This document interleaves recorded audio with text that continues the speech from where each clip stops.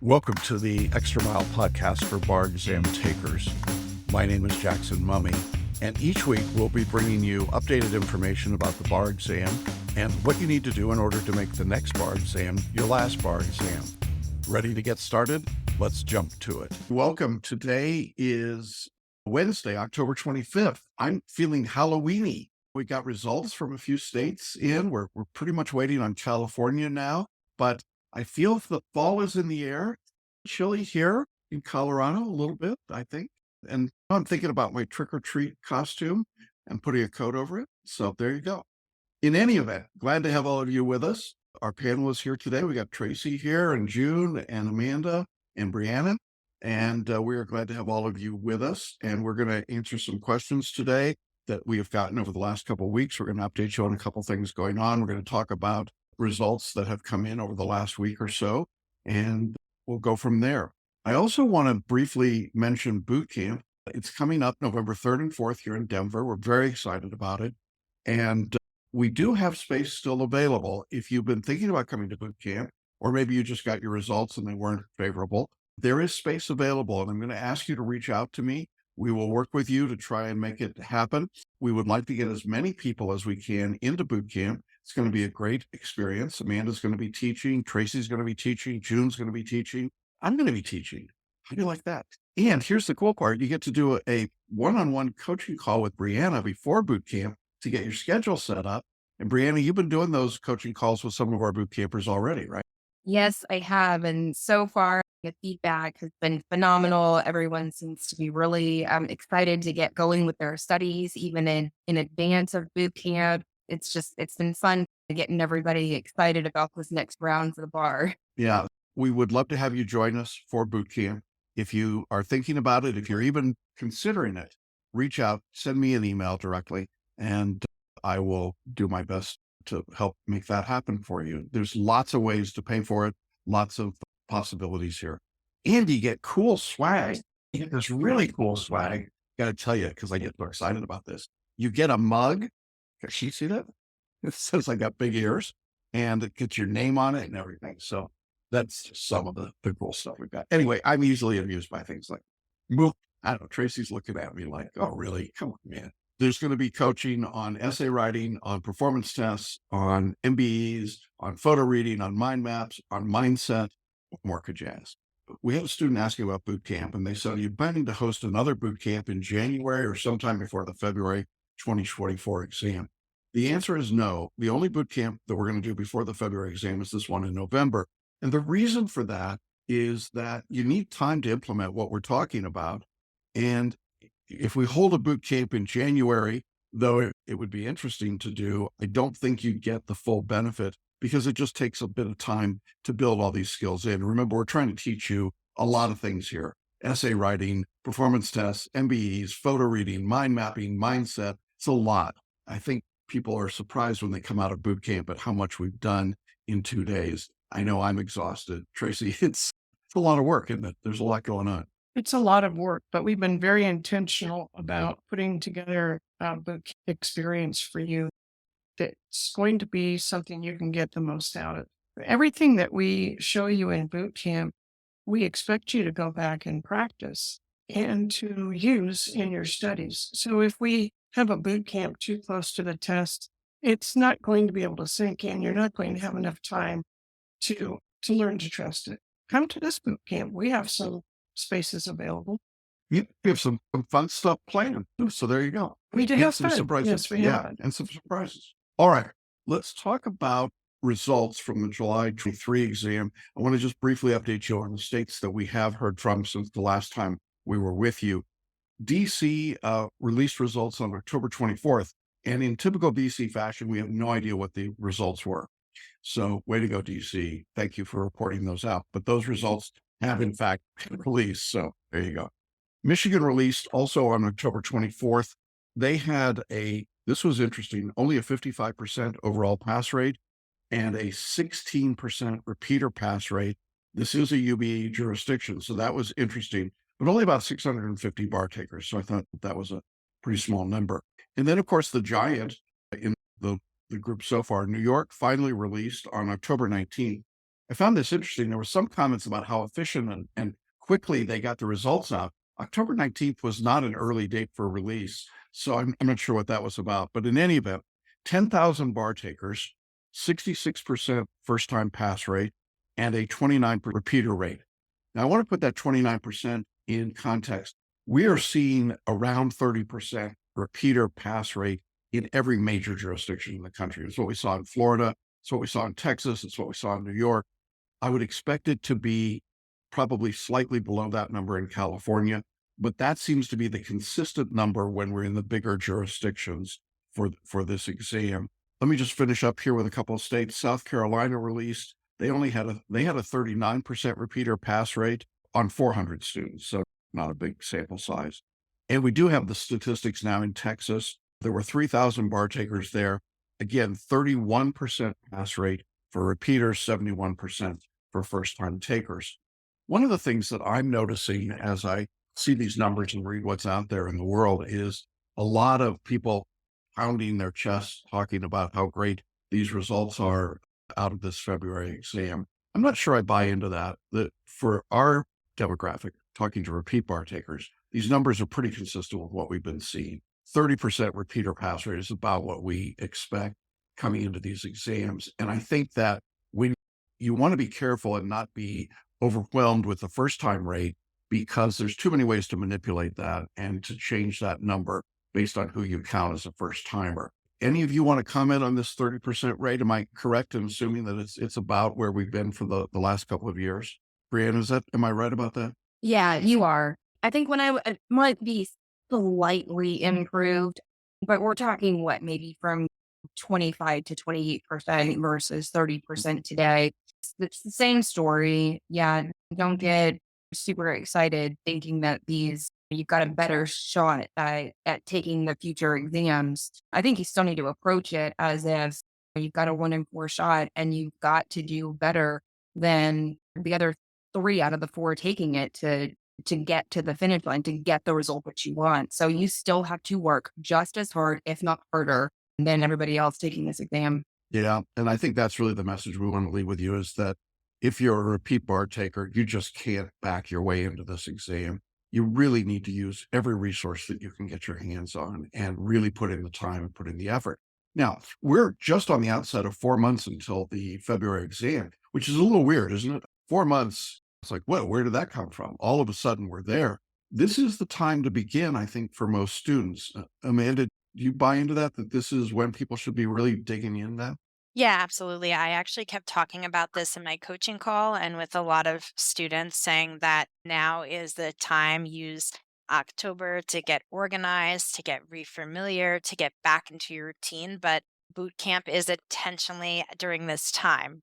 We need to start getting serious in November. And the earlier we start getting serious, the more time we have in case life comes up. But hopefully by now, most of our February takers have gotten the routine down, have gotten familiar with the course. Obviously, if you haven't, it doesn't mean count yourself out and defer till July. Don't do that, but start, dive in, dig in. Yeah, I think absolutely that's the case. Tracey, as you think about results coming out, we've got California results that won't come out for another couple of weeks. It seems to me that if you took that exam and it's the toughest in the country and you're not feeling really confident about it, it seems like this is probably the time to start to do a little bit of groundwork to get ready in case you have to retake the exam. Would you concur with that? Absolutely. And it's not a waste of time. If you pass, then you are going to be going into licensed attorney practice. And you have to continue studying. You never stop studying when you're a lawyer. You always are learning. You're always looking at your resources. You're always improving how you are practicing law and how you are understanding the practice of law. So it's not wasted time for you. There's a little bit of a pity party that goes along after the results come out, and everybody understands that. And you may have been in the doldrums that way, but I agree. November 1, that's what I'm going to talk about next week. November 1 is a new start, and it's time to get going. And great. If you passed, yay, we'll have a party. But the work that you put in is going to help you as a lawyer. So don't be afraid of doing the work. Yeah. And I want to just say we want to congratulate all of our students that have passed across the country. We want to thank those who are willing to do interviews and tell their story publicly. We know not everybody will do that, but we're pleased with our results. We're seeing students performing and improving and good things happening. And so I would encourage you, if you did not get the results you wanted out of the July exam, as Tracey said, there's a grieving period, but then you can't wallow in that. You got to keep moving. And this is the time to get moving. I get a little nervous sometimes when I start getting score sheets from people and the results came out 3, 4, 5 weeks ago. Okay, I get it. It was hard. It was hard to hear that news for sure, but now you got to move forward. So this is the time to get underway. I think that we're pretty much wrapped up with results other than California. We'll get those results. We'll get a couple of other states. DC will actually report their actual numbers to us, and that's a fairly significant jurisdiction. But by and large, we've got most of the country in now. I think when you're reading the general wisdom, whatever that means, that says, oh, this was a really great bar exam and it was easier and everybody and results are way higher. That's not really true. It's interesting. The wisdom of the crowd sometimes is just not supported by the facts on the ground. Be careful about falling into that trap, because I think the reality is if you see that, you think, oh, I didn't pass the exam. There's something wrong with me. I'm bad. I'm terrible. That's not true. The exam remains an incredibly difficult exam. Now, as we think about this incredibly difficult exam, of course, we have to look ahead into the future to the next generation exam. That hopefully won't affect anybody that's watching or listening today. But I do want to let you know that we're starting to get decisions made by different jurisdictions about whether they're going to participate in the new form of the bar exam or not. We know California and Florida have opted out. We don't know about New York and Texas yet. We did hear that Missouri, which is interesting. Missouri is a 260 UBE score. So one of the jurisdictions that a lot of people like to take, they have decided and they have announced that they will opt in to the next generation bar exam. That's interesting. That's going to be one of those places where maybe you want to sit for next gen in Missouri, but there may be some other states that were UBE that aren't going to be next gen. See what happens there.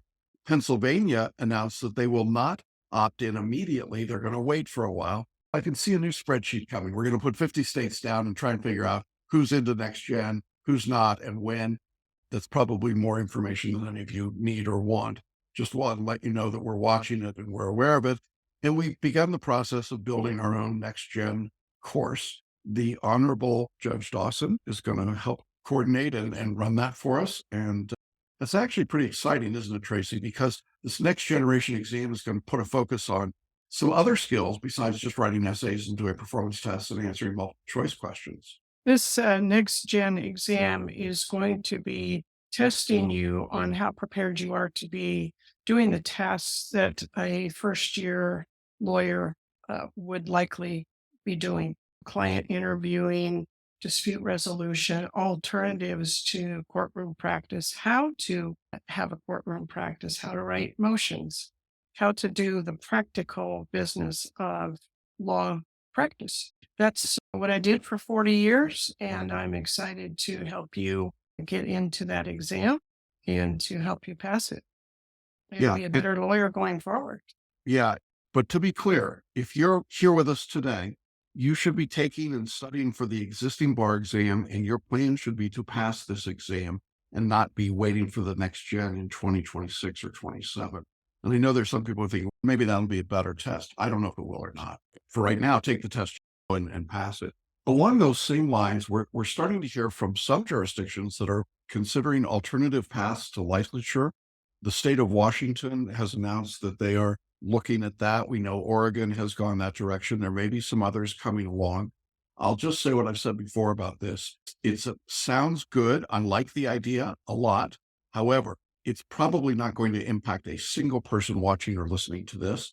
It will almost certainly, in Washington and other places where they're considering it, it will be limited to recent current graduates from law school, and it will have a variety of requirements, some of which will be very difficult to fulfill, particularly if you are not a local resident in that jurisdiction. And so I think it's going to have a fairly narrow application. Now, it's a good one, and I think there's many ways to alternative licensure that could be offered, the better. But the reality is most people are still going to have to take a bar exam. So don't get too excited about this. I'd like to tell you that the days of the bar exam might be going away, but they're not. And you shouldn't wait for these things. So there you go. One final note before we get to student questions. Tracey, your homily, I'm not sure what we're calling it, is PostIt Notes coaching. Is that right? That's what we're going to be talking about today. Yes. Okay. I have no idea, none what that's about. So we'll see where we go with that. All right. So with those pieces of information in mind, let's jump to the questions. We got some good ones this week. Got this kind of question fairly frequently in the last couple of weeks. It said, this is my second, third, fourth time studying for the UBE. What would you recommend for my strategy? Should I start from zero or focus on practicing questions, essays, and MPTs, or something else? Let me throw that out there. Amanda, how would you respond to that question? What should somebody do if they're repeating the UBE right now? Should they just focus on question practice? No, I think that is a mistake that a lot of people make, like trying to create their own course or their own course of study. Now, there's a certain level of if you've talked to us or Jackson and you did really poorly on one subject and you want to start with that subject and we've approved it, great. Or if you get both your scores back that you maybe need to spend more time on MBE, but doesn't mean you want to ignore the writing. So I really think the best thing to do is if you weren't a CBR taker before and you're a second time taker is to follow the course as written. There's no magic number to the amount of MBE questions you have to do or ME essays, but there is enough material in the course to get you going. And if you're a second time taker with us, we've talked about this a lot actually on the past 2 podcasts, really being honest with yourself and saying, what are the things I didn't commit to last time? Did I not commit to selective intuition? Did I not commit to FLA? And reestablish your commitment to doing the course the way it is designed. Just follow what the experts are saying. And I really don't mean experts as myself, even though some might consider me an expert, but that's exactly what I did. I'm like, I certainly don't know how to pass the bar exam, but apparently Jackson has this company that's been pretty successful in helping students do that. And this course has done that. So I just listened to the alumni from our course that came before us and what they had to say and to just follow the course. I would hesitate to go rearranging or being like, I'm going to do more of this or I'm going to do more of that, especially so early on, unless there's been a conversation about a particular subject you struggled with or something you've struggled with, and then you're going to figure out how to do extra. I really am not getting MPT, so I'm going to sign up for MPT workshop. Or I really am not getting FLA, so I'm going to do Brianna's writing workshop. I don't know if anyone else has different thoughts, but that's what I would say. Yeah. Brianna, you want to jump in on this? I don't have much more to add. She covered pretty much all of the grounds with what would also be my recommendation. Go through the course. It's designed with purpose. If you need to spend more time on a subject, absolutely spend more time there. If you need to, if it is your second time through a celebration, and then if you need, I forgot what I was going to say. If you need to listen to a lecture, if you felt pretty confident in the course, feel free to speed that lecture up a little bit, but don't divert from the course unless you've talked to Jackson or one of your coaches and we've given you our approval and kind of said, this is what you should do. So otherwise, I just echo everything Amanda said. Yeah. I really discourage cherry picking, jumping around, particularly for somebody that's first time in our course. I think that's a dangerous thing to do. The other piece of this is that I think when you're doing question practice, you need to do the practice in some ways like it's going to be on the test. For example, if we're doing multiple choice questions, you got to use selective intuition. You can't suddenly go from one style of answering questions to another style on test day and expect it to work. And I think it's important to build that habit. MPTs under time conditions, essays with the book closed and under time conditions. I think all these things make a difference. When you're doing question practice, make it worthwhile. I think is very much part of it. Another question that came up related to this has to do with photo reading. We get a lot of questions at this point about, is there enough time to learn photo reading and implement it for the February exam? The answer is unequivocally yes, you absolutely can learn and integrate it very quickly. And I would recommend that you do that. I think it makes a huge difference. One of the things that concerns me when I get results back from students, and they've taken our course and they've not been successful, and then they say, I'm going to just do the same thing again. I want to be really explicit about this. Doing the same thing is not going to move the needle on the bar exam, unless you're within a half a point or a point of passing, you need to, if you're outside that range, you've got to really consider doing different things. And by different things, I mean adding tools like photo reading or changing your mind mapping or focusing in one of these workshops on a weak area that you've got, the MPT or the essays, whatever it might be, working on your mindset. All of these things come into play. But the greatest mistake that I see repeat takers make is just trying to do more of the same thing that didn't work for them. And the reality is, the bar exam punishes you for that behavior. And so you've really got to be intentional about making changes, which is why we do these videos. And I say, you got to make these changes. And then somebody comes back to me and says, I appreciate all that, but I'm not going to change anything. I don't know. I have not, in my 30 plus years, I have not seen very many people move their scores up 5, 10, 20, 30, 40, 50, 60 scale points by not doing anything differently. It just doesn't. So, Brianna, I know you had to go through that process and you had to make radical changes. And when you did, good things happened.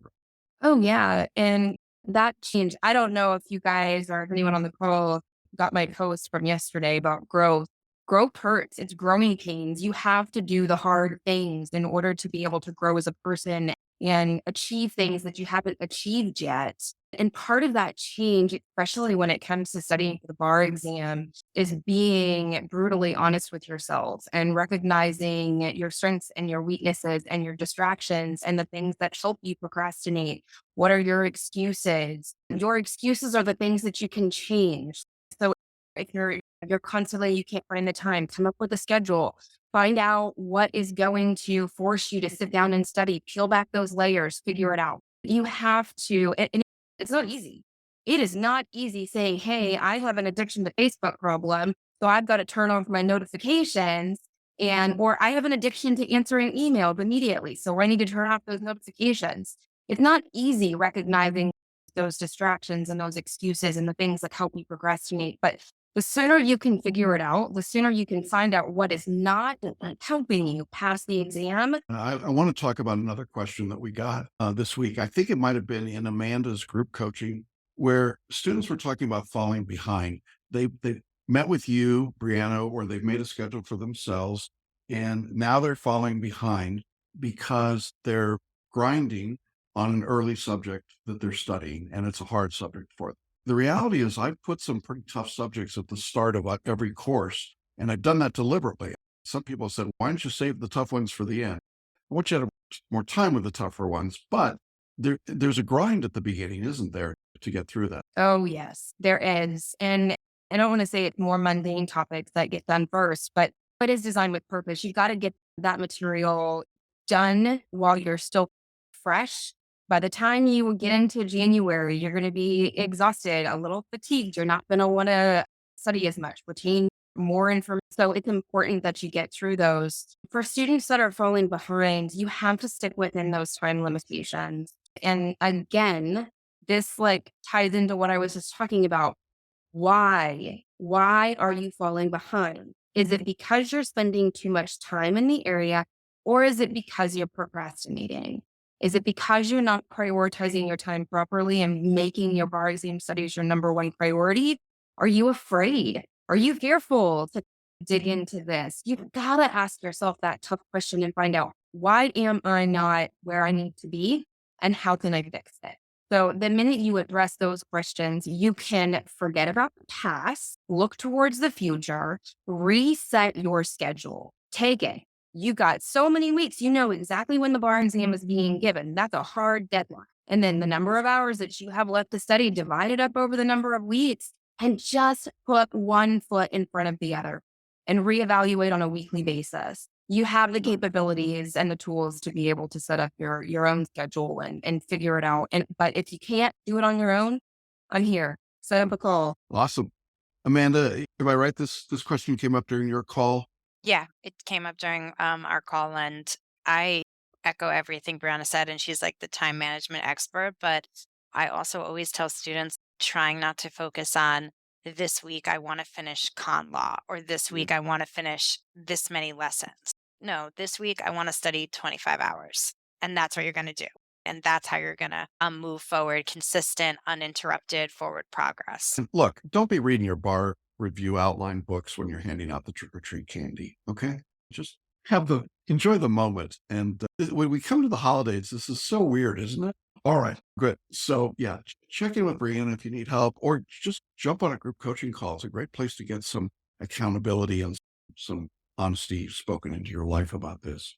We had some questions about photo reading over the last couple of weeks. Let me just jump into one of them here. I've got a couple more later on, but student told us that they were photo reading their outline, and then they were going back and reading the outline, basically word for word, old style reading, and asked whether or not, and then trying to mind map off of that.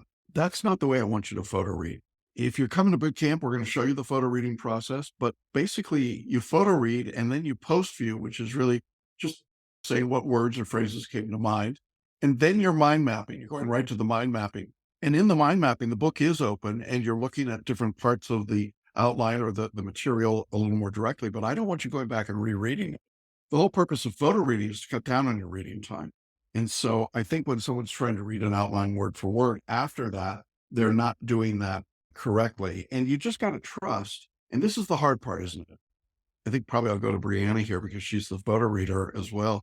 But you just got to trust that the information's there, even though you don't know it consciously. Is that a fair statement? Oh, yeah. One of the things that I try because I didn't really understand or get the know that it was working until probably maybe about a month before the exam, or even closer to the exam when I started doing those multiple choice, those practice tests and physically seeing my scores. It was this, oh my aha moment of doing the work with photo reading and using the selective intuition. But the process for me, the way I like to describe it, and this is just my way of looking at it. If photo reading puts everything in your subconscious, and then when you're listening to the lectures and you are doing the practiced essays and you're doing the MBE questions, you start fusing together that kind of conscious and subconscious brain, and you start being able to access that material more natural by doing the work and going through that process. So you don't want to confuse that process by photo reading and actually going in and reading. So it's hard to trust that process, but it is a process. So let the process work, let the connection happen. Yeah. The same student said that they were making notes in the margin of their books. And then, which I'm not sure would be the way that I would do that. If you're a photo reader, I think I would put those notes into your mind map rather than into the hard copy books. But then they asked the question, does it disrupt my photo reading if those notes are in the margin? The answer is no, it doesn't. Your brain takes in all of that information. You can photo read the entire page, including your notes, just as effectively. So don't worry about that. But in general, what I want to say is keep photo reading simple. I think sometimes there's a tendency to try and make it more complicated. Tracey, you've watched me teach photo reading now. It's a pretty straightforward process, isn't it? It is, but it requires practice. You're not going to try to do it for the first time the day before the bar exam and then come back and say, gee, it didn't work. The more you use it, the more you will trust it. And the more you trust it, the more you'll get out of it. Yeah.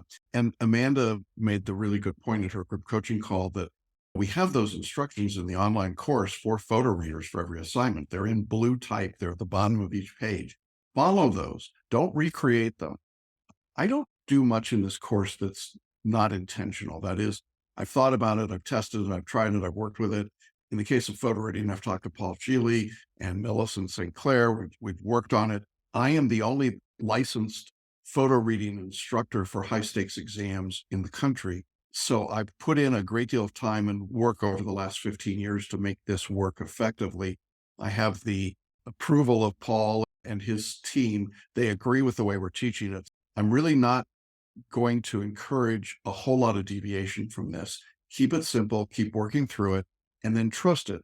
And you'll begin to see it work. It's rarely like a light switch that you turn on and off. It's more like a dimmer switch. As Brianna was saying, there's just a point at which it kicks in and you go, wow, I don't know why I knew this, but I do. And those moments start to build on each other. And there's a snowball effect, I think. At the beginning, the snowball's very tiny. It's a little pea. So you just got to trust that it's going to get bigger and bigger as you go along. So there you go. All right. There are people that like, oh, I got to do the whole course 2 or 3 times. That's a mistake. Would you agree, Amanda, that you should just get through it once and move on? Yeah, like you're talking about like 2 or 3 times in one bar sitting? That's what Yeah, you're Yeah, yeah, no, I think there's plenty of stuff in here to take your time, and as you just got done saying 5 minutes ago about things snowballing and you're building on that knowledge, I think it's completely unrealistic to think you're gonna go through it 2 or 3 times, and I think this just comes from the idea that more is better.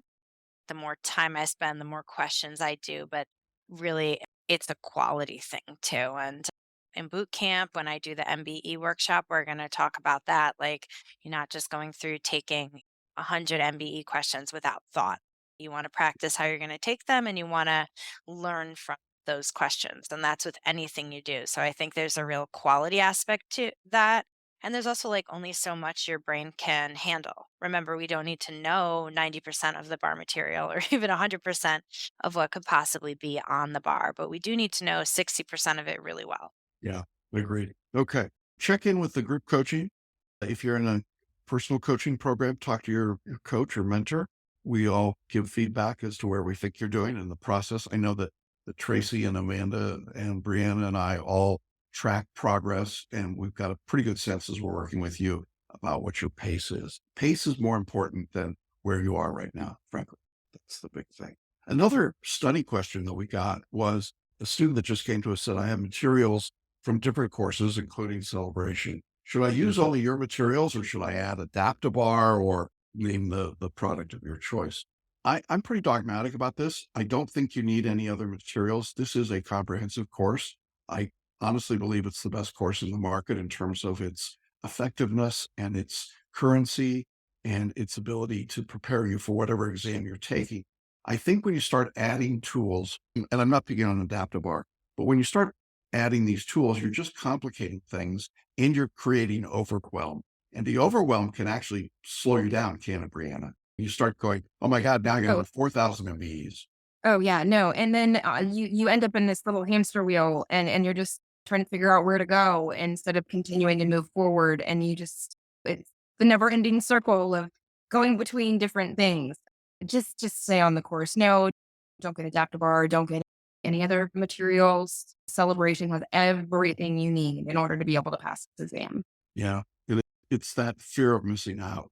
I need Well, flashcards. I did it. Like I understand where they're coming from, but as based on my procrastination, the first time I used Celebration Bar Review, I didn't get through the material. I started panicking the month before the exam. So I went trying to find a quick fix and find multiple choice questions that I could just do quickly. And you fail that way. You don't set yourself up for success by just going through the process. And I ended up not really getting anything done because I was spinning my wheels in that final month when I could have been just going through the motions and going through Celebration, using the materials that were given to me. And the next time I went through it, that's exactly what I did. Following the process, trusting the process. I only use Celebrations. There's a lot to be. Just let go of the noise. If it's noise, just follow the course. When I do interviews with successful students, I can almost guarantee that somewhere in the interview, they're going to say, trust the process. This is so different than the way that you learned in law school, or maybe the way you learned in undergraduate school. We're taking a completely different take on all of this. And if you trust it, it works. If you don't trust it, if you come to boot camp and then you go and you don't use selective intuition, or you don't write FLA, or you try to do some other crazy thing, maybe it'll work, but most likely it won't. And this process over 30 years has been very effective, all of it. And so I encourage you to follow it. That's why you signed up for this course. Don't get nervous.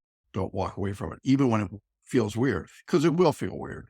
I understand that. It gets better as you go along, but it's certainly at the beginning, it's a little weird. So there you go. Jackson, can I jump in for a second on this? Yeah, sure. When I took the bar in the last century, way in the last century, there was really only one bar review prep that you could take.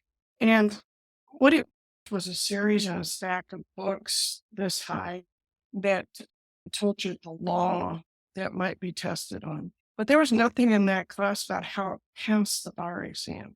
And so that was left up to the student to figure out for themselves. I got a study partner, and I think without that study partner, I never would have passed. But back when I passed, the bar examiners had an interest in having people pass. And so the pass rates were a lot higher than they are now. And the test, frankly, was, I think, a lot less severe than it is now. Celebration, and this is the reason that I wanted to jump in on this when Jackson, who's my brother, told me about what he's doing. Celebration is different. Those classes are 2-dimensional. This one's 3-dimensional. This one's not only teaching you the law that you're going to need to be able to recall, it's teaching you how to recall it. It's teaching you how to pass the bar. And that is why it's so different from others.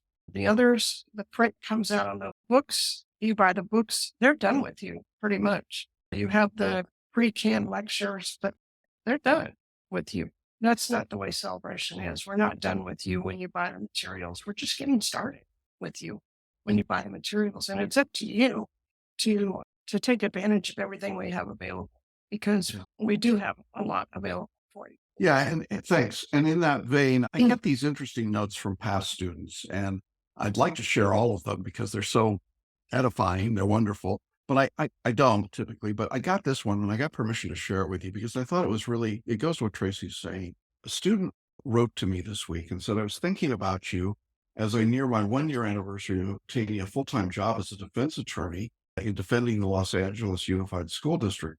It's the job I came into this profession to get. He said, I'm watching a YouTube video and an ad comes up and it's Jackson talking about celebration. I listened, and then there I was, a part of your success story. I have to tell you, it brought a tear to my eye. I'm so proud to be included as one of the success stories in your course. Words can barely express my joy. Not only am I working full-time and working against some of the very best plaintiff attorneys in the country, on top of that, my own firm is thriving.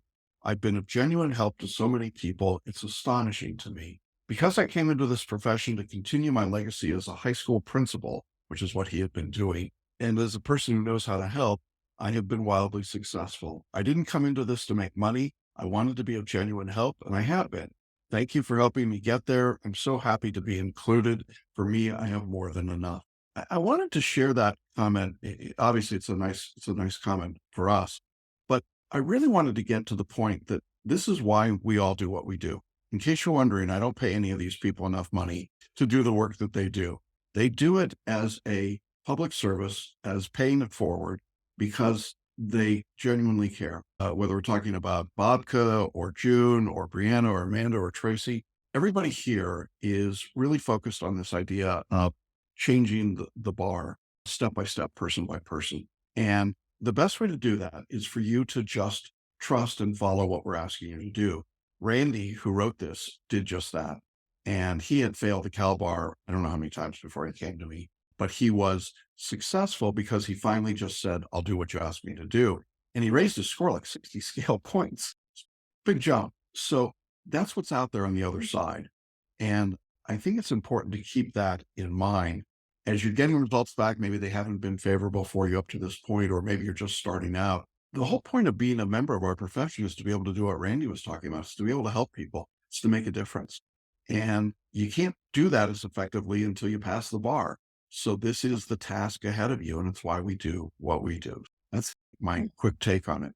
Trace, I want to turn it over to you and talk a little bit about PostIt Notes coaching. I'm curious to see what that means. Is there a segue from here? Sure. I'm going to be having a major surgery 3 weeks from today, and it's daunting.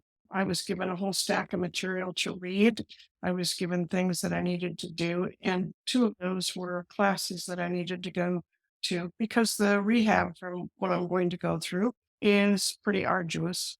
And the people that are going to be responsible for my care wanted me to be as prepared as possible. Does that sound familiar?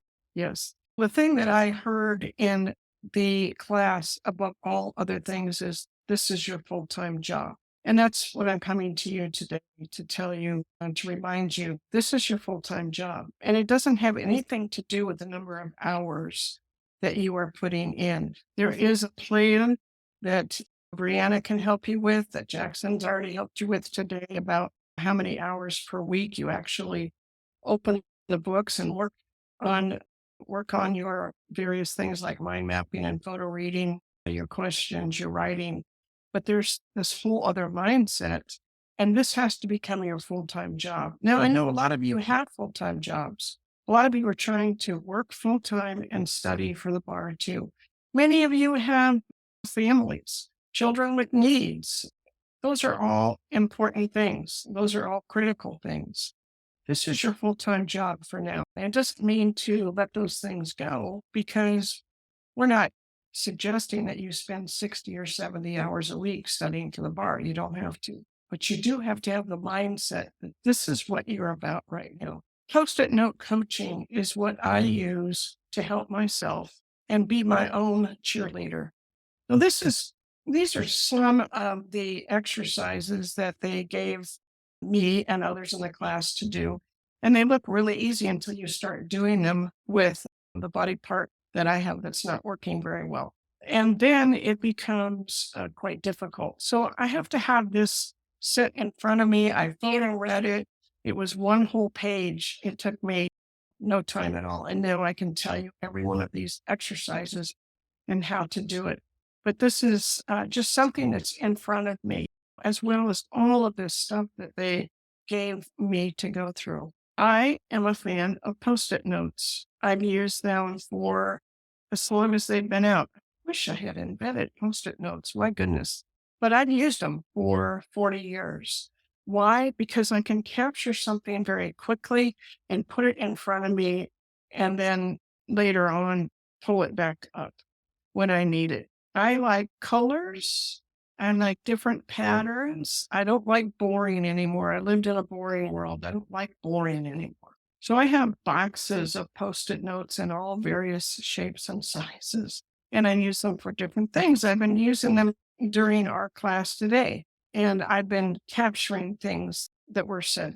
These are ones that I put up on my cabinet so that when I'm doing my exercises and I'm hurting, and I'm thinking, oh my gosh, you're never going to be able to do this. I am being my own cheerleader this way. I'm coming at this that I am an athlete. I'm not a victim. And because things have failed on me, that doesn't make me a victim. It doesn't make me a loser. It doesn't make me a broken down old hag. I got these injuries as an athlete. By golly, I'm going to approach this as an athlete. I can do this. Yes, I can. You could probably relate to that Post-it note. And my friend, who is a karate expert, said, you can always do one more.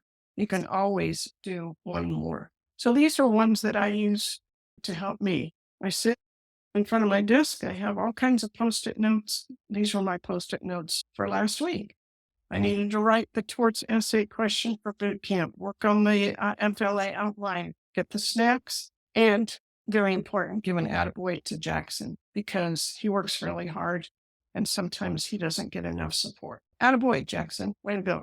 I can cross that one off my list now. Thank you. This is my computer. And I've told you before, I have these Post-it notes on the bottom. And I'm not kidding. I put these on the bottom. And these are just little affirmations that help me keep focused and keep going. Now, how would this work today? For example, there's a few things that I heard today that really stuck with me. Amanda said, what didn't you commit to last time? What didn't you commit to? Okay, you could write a Post-it note that starts with the words, I commit to learning photo reading. I commit to working on mind maps. I commit to starting with the tough stuff. I commit to Bootcamp. Any of those things, and you write that down. Your full-time job that you just heard from me could be on a Post-it note.